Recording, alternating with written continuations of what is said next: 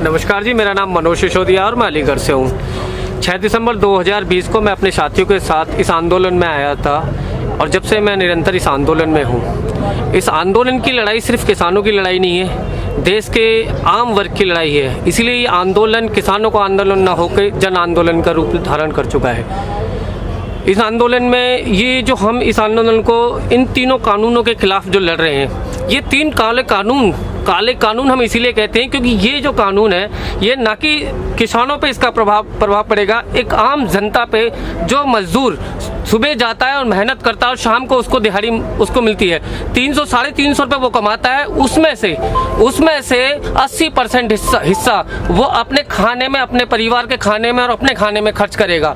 और उसके पास जो छोटी सी रकम हो जाएगी, उस रकम से क्या वो अपने बच्चों को पढ़ा पाएगा, अच्छी शिक्षा दे पाएगा, क्या अपने बच्चों को अच्छा स्वास्थ्य की सुविधा दे पाएगा, क्या अपने बच्चों के रहने के लिए अच्छे कपड़े दे पाएगा, क्या अपने बच्चों के रहने के लिए मकान दे पाएगा। वो इन सुविधाओं से वंचित हो जाएगा और वो गरीब तबका और गरीब हो जाएगा। फिर आगे चल के जो अमीरी और गरीबी का गैप है ना, वो बहुत बड़ा हो जाएगा। अमीर हो जाएगा बहुत ऊंचे स्तर पर और गरीब बहुत नीचे स्तर पर चले जाएगा।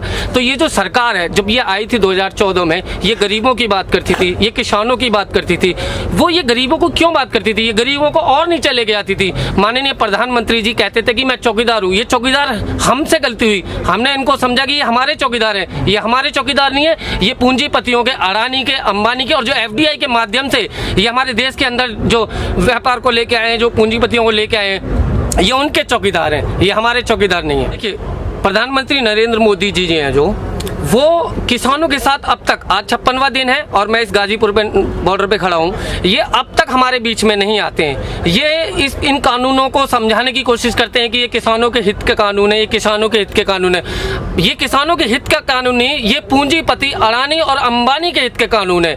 ये उनकी तरफ, ये पूंजीपतियों की सरकार है, ये उनकी तरफ से बोल रहे हैं, ना कि किसानों की।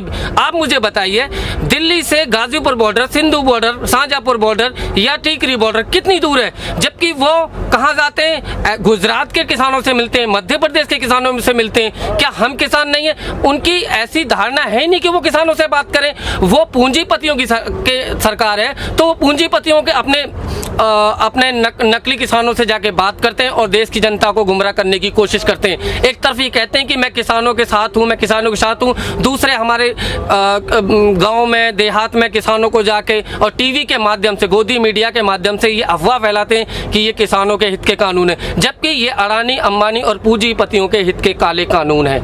आप लोग गांव में जाते हो तो क्या ये किसान आंदोलन और बढ़ेगा? जैसे लंबा चला तो बढ़ेगा कि कमजोर होगा? देखिए, इसका मैं उदाहरण आपको, ज़्यादा दूर नहीं है, आप 26 जनवरी को इस आंदोलन को पूरे देश में देख सकते हो। ये 26 जनवरी को ना कि दिल्ली में आंदोलन होगा, ये पूरे देश के जिला स्तर पे, तहसील स्तर पे, पूरे देश में ये आंदोलन होगा। पूरे देश में ट्रैक्टर रैली होगी। ये जो RSS और BJP और ये मोदी सरकार जो कहती है ना कि दिल्ली में कूच कर रहे हैं किसान और ये आतंकवादी, खालिस्तानी, ये दिल्ली में नहीं होगा। ये किसानों का पूरा जत्था, देश भर का जत्था, तहसील पे, जिले पे और पूरे देश में ये ट्रैक्टर रैली निकलेगी। और गणतंत्र दिवस में ये हमको कहते हैं कि आप बाधा डाल रहे हो। हम तो बाधा नहीं डाल रहे। आपकी गणतंत्र दिवस की परेड जो है वो 10 जनपद से निकल के आपके इंडिया गेट पर होते हुए लाल किले पर जाएगी और हम रिंग रोड पे, जो आउटर रिंग रोड है, उस पर जाएंगे और बाकायदा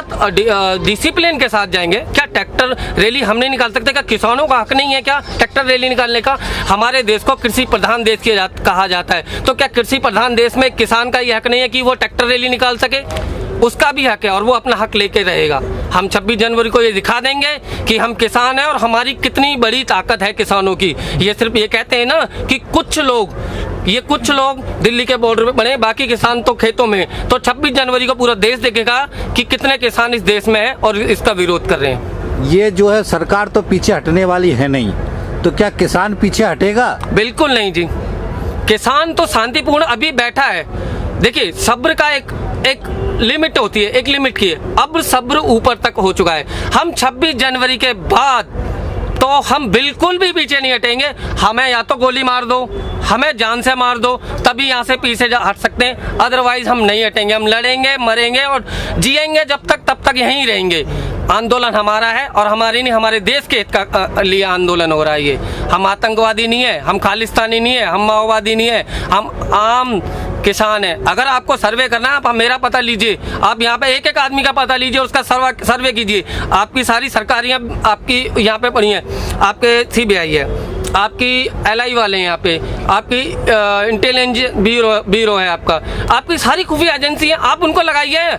अगर यहाँ पे खालिस्तानी आ गए, यहाँ पे माओवादी आ गए, यहाँ पे आतंकवादी आ गए, तो ये आपकी विफलता है। अगर आपकी विफलता है तो आप इसी के उसमें आप अपने रिजाइन दीजिए इस पद से। क्यों बैठे हो प्रधानमंत्री, आप कहते हो कि यहाँ पे आतंकवादी आ गए। अगर आतंकवादी हमारे देश के अंदर आ गया तो आप यहाँ क्या कर रहे हो? आप किस लिए बैठे हो? आतंकवादी बचाने के लिए बैठे हो ना। 2014 से पहले आप कहते थे ना कि पाकिस्तान अगर एक मारेगा तो हम 100 लेके आएंगे। लो आतंकवादी आप यहाँ आगे, रोको उनको। कहाँ है आतंकवादी? दिखाओ देश को, जनता को, टीवी के माध्यम से। आर भारत के अर्नब गोस्वामी की आप कहते थे कि ऐसे बंदे होने चाहिए, आपने ही उसका प्रचार किया था ना। आज कार्रवाई क्यों नहीं कर रहे कि हमारे 40 सैनिक शहीद होते हैं, उससे पहले वो जश्न मनाता है, उसके व्हाट्सएप पे पहुंच जाता है। इस मुद्दे पे आप बात नहीं करोगे। आप इन किसानों को कहोगे आतंकवादी, जो आपका प्रमोशन करता है, जो आपके टीवी के माध्यम से आपका अफवाह फैलाता है, झूठ फैलाता है, उसके बारे में आप कुछ नहीं कहोगे। मोदी जी कब तक करोगे ऐसा? देश की जनता को इतना गुमराह मत करो कि आप इस देश की जनता को अपना चेहरा ना दिखा सको। ये अभी भी वक्त है, अभी भी वक्त है। आप समझ जाओ, किसानों की तरफ सोचो। मानता हूं मैं आप पूंजीपतियों के दबाव में हो, उनसे चंदा इकट्ठा करके आपने इस इलेक्शन को जीता है, पर एक इंसानियत भी होती है। वो इंसानियत अगर आपके अंदर जिंदा है तो अभी भी समझ जाओ, अभी भी समझ जाओ। लेकिन अगर आपने ये काले कानून नहीं लिए, रद्द किए, तो हम इस बॉर्डर से नहीं जाएंगे। जब तक इस शरीर में जाने नहीं जाएंगे, नहीं जाएंगे, नहीं जाएंगे। चाहे आप हमारे भाइयों से, सैनिकों से हम पे गोली मरवा दो।